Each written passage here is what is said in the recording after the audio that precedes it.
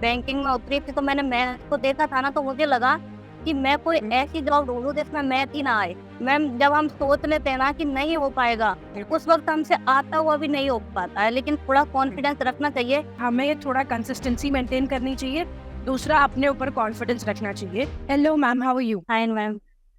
Okay, आपका selection हो गया है। सबसे पहले तो आप को बहुत बहुत congratulations. Thank you very much ma'am. कैसा लग रहा है आपको?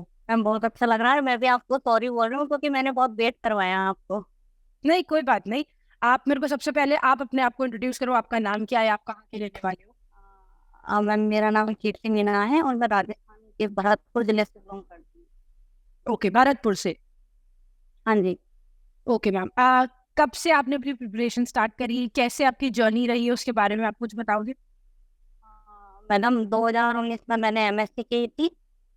उसके बाद फिर लॉकडाउन हो गया, तो लॉकडाउन में तो कोई तैयारी वगैरह नहीं की, लेकिन थोड़ा सा यूट्यूब से देख लेती थी। तब तक मैंने कोई कोचिंग वगैरह नहीं दी। फिर 2021 में मैंने एग्जाम दिया था। आरआरबी के भी दिए थे और एसबीआई का भी दिया था, बट नहीं हुआ मैम। लेकिन ओके। एसबीआई अप्रेंटिस में हो गया। Apprentice oh, that's great. वो मैंने ज्वाइन कर लिया, उसके साथ साथ में तैयारी करती रही। अभी फिर मैं इस साल भी दिए थे एसबीआई के, आईबीपीएस के, लेकिन नहीं हुआ मैम। लास्ट में जाके थोड़ी थोड़ी मार्क्स रह गए, लेकिन फाइनली एडीओ में हो ही गया। Okay, never mind. देखिए, हमारे लिए एक जरूरी चीज होती है कि हम अपॉर्चुनिटी को अवेट करें। वो आपके अंदर एक बहुत अच्छी स्पिरिट थी कि आपने भले छोटी जॉब मिली लेकिन आपने उसको अवेल किया और उसके साथ साथ पढ़ाई करी। तो I would really appreciate you for that. Okay, तो मैम एक चीज एक क्वेश्चन आता है सभी बच्चों के दिमाग में कि हम फैकल्टी शायद उनको बहुत सारा गाइडेंस दे दे, लेकिन जब एक स्टूडेंट के जुबान से सुनता है ना कि किन चीजों पे उसको फोकस करना चाहिए अपनी प्रिपरेशन करते समय, तो मेरे हिसाब से उससे अच्छा एनकरेजमेंट और किसी को नहीं मिलता। हाँ मैम, मैं सही बताऊँ ना, तो जब मैं पहली बार जब बैंकिंग में उतरी थी तो मैंने मैथ को देखा था ना, तो मुझे लगा कि मैं कोई ऐसी जॉब ढूंढूं जिसमें मैथ ही ना आए, क्योंकि मुझे मैथ का एबीसीडी नहीं आता था बिल्कुल ही। लेकिन जब से अच्छा। आनंद सर की क्लासेस ली हैं, उनको फॉलो किया है, तो मैं बहुत आगे तक पहुंच चुकी हूँ। अभी मैं, ऐसा है मेरे अंदर कि शायद मैं बाद में जाके आईबीपीएस पीओ या एसबीआई पीओ मेंस भी क्लियर कर सकती हूँ। ओके, ये बहुत अच्छी बात है। तो मैम, ये जो कॉन्फिडेंस अब आपके अंदर डेवलप हुआ है, क्योंकि हमें समझ में आता है कि बहुत सारे बच्चे जो इंग्लिश बैकग्राउंड से आते हैं या फिर कुछ ऐसे बच्चे जो ऐसे किसी बैकग्राउंड से आते हैं जहाँ पर क्वांट्स के ऊपर या फिर इंग्लिश के ऊपर या फिर किसी भी सब्जेक्ट के ऊपर उनका इतना कमांड नहीं रहता, राइट? तो अब वो ऑब्वियसली बात है, उनको प्रॉब्लम होती है, घबराहट होती है कि मैं एग्जाम में जाऊंगा तो पहले ही उस चीज का ये हो जाता है कि यार करेंगे या नहीं करेंगे, होगा या नहीं होगा।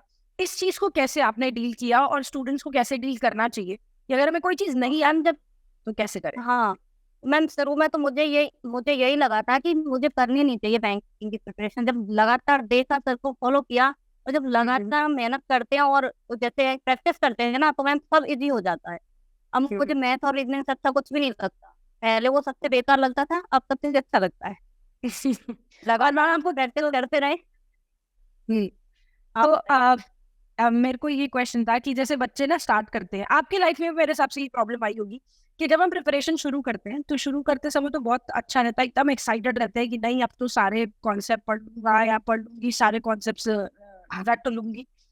थोड़े टाइम बाद ये एक प्रॉब्लम आती है कि नहीं अब मेरे से वो नहीं हो पा उठा रहा के हो जाते हैं, नहीं हो पा रहा, ये हो जाती है। है। इस चीज को आपने कैसे टैकल किया? मैम, जब हम सोच लेते हैं ना कि नहीं हो पाएगा, उस वक्त हमसे आता हुआ भी नहीं हो पाता है, लेकिन थोड़ा कॉन्फिडेंस रखना चाहिए। जब और कर सकते हैं तो हम क्यों नहीं कर सकते? हम क्या अलग दुनिया से थोड़ी ना आए? जब सब लोग हमारे जैसे निकल रहे हैं तो हम भी कर सकते हैं। और प्रैक्टिस में हम लगातार करते रहनी चाहिए, हिम्मत नहीं हारो, सब कुछ हो जाएगा, सब कुछ संभव है।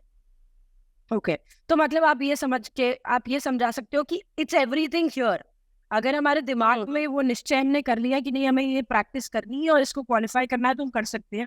लेकिन अगर हमने मैम, खुद को ही एक बार में नहीं, एक बार में समझ में नहीं आता, उसे दोबारा देखो, दोबारा नहीं तो तीसरी बार खुद कोशिश करो कि कौन सी जगह पे हमारी कमी रह रही है, किस जगह पे हमने ये गलती की है, क्यों की है, कहाँ से समझ नहीं आया। और जो फैकल्टी है वो तो हमारे वो डाउट सेशन वगैरह भी लेते हैं, तो और उनको टेलीग्राम पे मैसेज करो तो भी वो करते हैं, रोल कर देते हैं, वो बता देते हैं।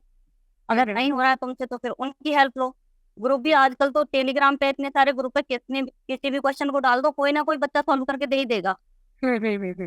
तो मतलब एक चीज ये है कि हमें थोड़ा कंसिस्टेंसी मेंटेन करनी चाहिए, दूसरा अपने ऊपर कॉन्फिडेंस रखना चाहिए, और तीसरा अगर एक चीज नहीं आ रही है तो उसको छोड़े नहीं, बल्कि अपने आप से ही थोड़े एनालिसिस नहीं करें करें थोड़े कि क्यों, हाँ क्यों नहीं आ रहा और कहाँ हमसे क्योंकि गलती कई हो बार रही मेरे है। साथ ऐसा हुआ है, जब स्टार्टिंग में जैसे प्री प्री का एग्जाम देती थी और प्रैक्टिस हम्म, की थी मैथ की, तो मुझे लगा मैथ आने लगा। फिर मेंस के जब देखने लगी, अब नहीं हम्म, की थी, अब भी कुछ नहीं होगा, लेकिन उसको हम्म, लगातार करते रहेंगे ना तो सब कुछ हो जाएगा, सब कुछ।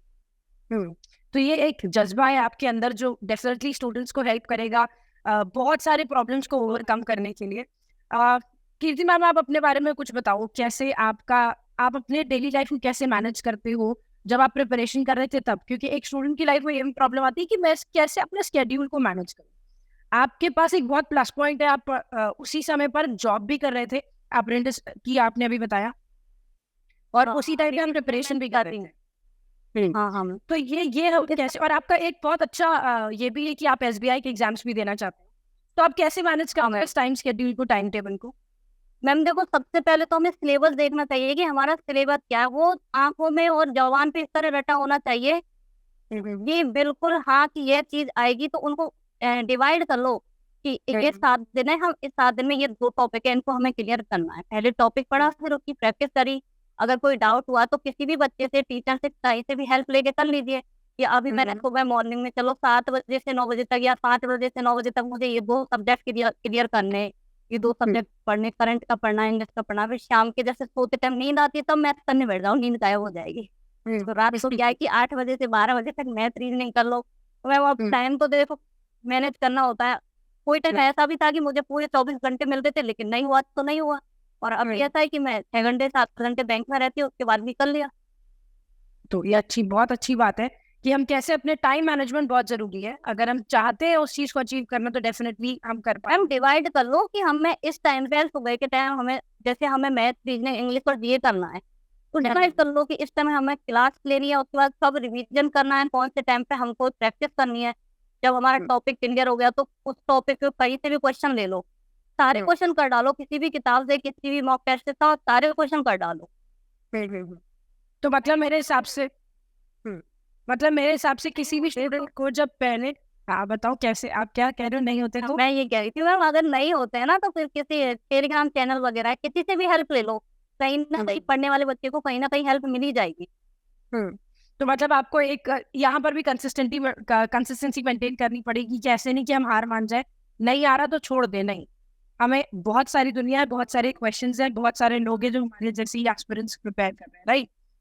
तो आपका मेरे हिसाब से सबसे पहला पॉइंट जो स्टूडेंट्स को कहने के लिए वो ये है कि अपने एग्जामिनेशन को जान know your examination first, right?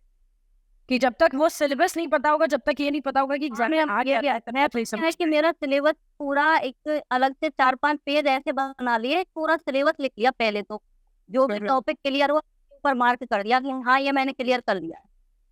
आंखों के सामने जैसे मैथ का मैं बता देती हूँ, जैसे रूट वगैरह होते हैं और ये परसेंटेज सेक्शन वगैरह होता है, अभी मेरे सामने लगे हुए हैं, मैं आपको बता देती हूँ, मैं ये हमेशा आंखों के सामने रखती हूँ मैम।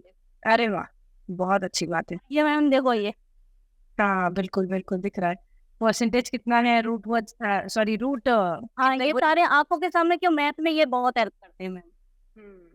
और इस जब कोई चीज बार सर्टिफिकेशन से आते हैं। हाँ, और जब कोई चीज बार बार दिखती है तो ये ह्यूमन टेंडेंसी है कि वो हमें ऑटोमेटिकली याद रहने लग जाती है। हाँ याद तो होता है। अच्छी चीज, हाँ अच्छी चीज है। और कुछ टिप्स जो आप स्टूडेंट्स को देना चाहते हो कि कोई भी अगर प्रिपरेशन कर रहा है, आप कितने टाइम से प्रिपरेशन कर रहे थे, सबसे पहले तो ये जवाब दीजिए। मैंने बताया था मैम आपको कि 2019 में आपने, हाँ 2019 में आपने शुरू किया था। एमएससी क्लियर की, उसके बाद लॉकडाउन लग गया। लॉकडाउन में मैंने वैसे देखा था यूट्यूब से, बैंक सबसे जल्दी नौकरी किस चीज में लगेगी, एसएससी की करती हूँ तो मुझे लगा 2 साल लग जाते हैं इसमें वैकेंसी क्लियर होने में, तो भाई बैंक की नौकरी ऐसी तो 8-9 महीने में हमें ज्वाइनिंग देता। हाँ, तो अभी सिलेक्शन सेशन वगैरह देखती थी, लेकिन स्टार्टिंग में लगा था कि नहीं मैथ में नहीं होगा, कोई ऐसी जॉब ढूंढो जिसमें मैथ ही ना हो। हाँ, आप ये कह रहे थे कि मैथ्स नहीं लगता था स्टार्टिंग में कि हो जाएगा, लेकिन अब अच्छा सकता है मैम। तो 2020 में आप सब जाओ सब करने लग जाओ तो सब कुछ अच्छा हो जाएगा, सब आसान हो जाएगा। अच्छा, तो अब एक क्वेश्चन का जवाब दीजिए आप कि जब स्टूडेंट्स प्रिपरेशन अपनी शुरू करते हैं, है ना, तो एक दिमाग में रहता है कि कितना टाइम मुझे देना चाहिए, मतलब कितने महीने का टाइम, कम से कम कितना समय लगेगा मुझे अपने आप को प्रिपेयर करने के लिए? मैम कम से कम अगर अच्छे से अच्छे हम करें ना तो कम से कम मैम 1 1.5 साल तो लग ही जाता है, क्योंकि जब पूरी चीज को बारीकी से जाने ना तो लग ही जाता है। सिलेबस तो क्या, सिलेबस तो हमने 6 महीने में कंप्लीट कर लिया, कोचिंग से पढ़ाया हमने पढ़ लिया, लेकिन उसका प्रैक्टिस करना, उसका रिवीजन करना, एक एक चीज को देखना। अब कोचिंग में हमें बता देते हैं कि ये मैथ की प्रश्नावली है और ये सारे टाइप है, लेकिन एग्जाम में दूसरे टाइप में भी क्वेश्चन होकर घुमा फिरा के इस तरह से पूछ लेते हैं कि हम समझ ही नहीं पाते। तो मैम कम से कम साल भर तो लग ही जाता है देखो। हाँ, तो मतलब प्री और मेंस क्वालिफाई अगर आपको करना है तो शुरुआत में तो हम सिर्फ कॉन्सेप्ट सीख पाएंगे, उसकी बारीकी सीखने में हमें थोड़ा सा समय लगेगा और वो बारीकी जानने में हमको 1 साल का और समय मैम एक यह है कि मॉक जरूर देने चाहिए, मॉक टेस्ट जो होते हैं ना मैम, उनसे बहुत हेल्प मिलती है। ओके। तो जितना भी हाँ जी जितना भी स्टडी मटेरियल होता है, जितना भी स्टडी मटेरियल, नोट्स है, क्लास है, मॉक है, क्विज़ेस है, आपको क्या लगता है कौन सी ऐसी चीज है जो बच्चे को सबसे ज्यादा हेल्प करती है जब वो एग्जामिनेशन के लिए जाते हैं? मैम सबसे ज्यादा मॉक टेस्ट है। अगर हमारा कोई टॉपिक क्लियर हो गया ना तो मॉक दो।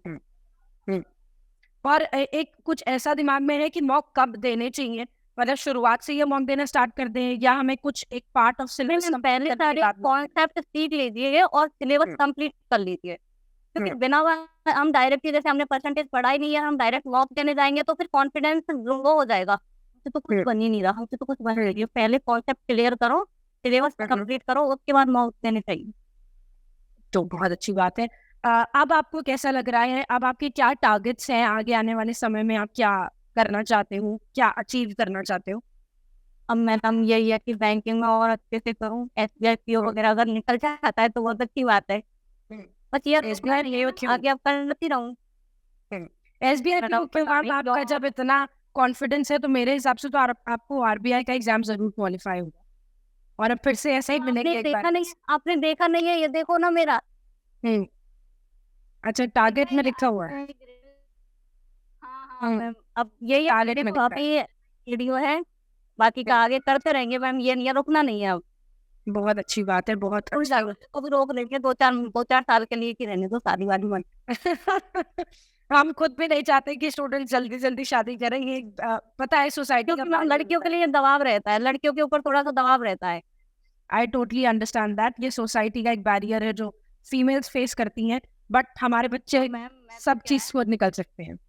मैं तो ऐसे गांव से बिलोंग करती हूँ, वहाँ लोग वहाँ पढ़ते ही नहीं है मैम, हम 6 बहनें हैं और मेरे पापा कोई ज्यादा बड़े ऐसे नहीं है कि कोई सर्विस में हो, मेरे पापा प्राइवेट जॉब करते हैं, लेकिन उन्होंने हमेशा यही कहा है कि बेटा पैसे की चिंता ना करो, मेरे पास जो है तुम तो बस अपनी पढ़ाई पे ध्यान दो, पढ़ाई पे ध्यान दो, सबको पढ़ा रहे हो अच्छे से। और भगवान की दया से मेरा हो गया, शायद अब छोटी बहन का हो जाएगा, SSC का दिया है, अच्छा गया है एग्जाम, देखते हैं मैम। बहुत अच्छी बात है। नहीं, हम भी ये प्रार्थना करेंगे कि उनका भी एग्जामिनेशन जल्दी क्वालिफाई हो और ज्यादा से ज्यादा मजबूत बने लड़कियां हमारी, क्योंकि विमेन एम्पावरमेंट हम बात तो कर लेते हैं, विमेन एम्पावरमेंट जब तक हमारे असल जिंदगी में ऐसे सामने आती रहेगी कि छोटी जगहों से भी हमें बेहतर लोग मिल रहे हैं जहाँ पर पढ़ना तो छोड़ो, बहुत ज्यादा बढ़ाने की भी नहीं सोचते, वहां पर अगर हमारे मैम हमारे हाइट है, जब हम यहाँ भरतपुर पढ़ने के लिए आए थे तो लोगों ने ऐसे बोला था, क्यों अपनी बेटी को पढ़ा, पढ़ाई घर जाएगी, नौकरी लगेगी भी तो भी तुझे कौन सी दे देगी, वो देगी तो पढ़ाई घर में। लेकिन पापा ने कभी भी ये नहीं कहा, उन्होंने कहा कोई कहता है तो कहो, तुम तो बस पढ़ो। ये एक पॉइंट है जो ये शायद मैंने भी फेस किया था अपनी लाइफ में एक बार में, बट ठीक है, हम इससे ओवरकम कर पाएंगे। हम जितना ज्यादा सोसाइटी के दबाव में रहेंगे ना उतना ज्यादा हम कभी भी जिंदगी में आगे नहीं बढ़ सकते। तो वैसे भी हमारी इतनी छोटी सी मुट्ठी होती है, इस मुट्ठी के अंदर जो लोग हैं ना, सिर्फ वही हमारे लिए इंपॉर्टेंट होने चाहिए, बाकी की दुनिया क्या कह रही है। और बहुत भगवान का शुक्र है कि आपके पेरेंट्स आपको सपोर्ट करते हैं और ये एक बहुत बड़ा प्लस पॉइंट है, जहाँ पर अगर पेरेंट्स सपोर्टिव है तो बहुत सारी चीजें वैसे भी आसान हो जाती है लाइफ में, राइट?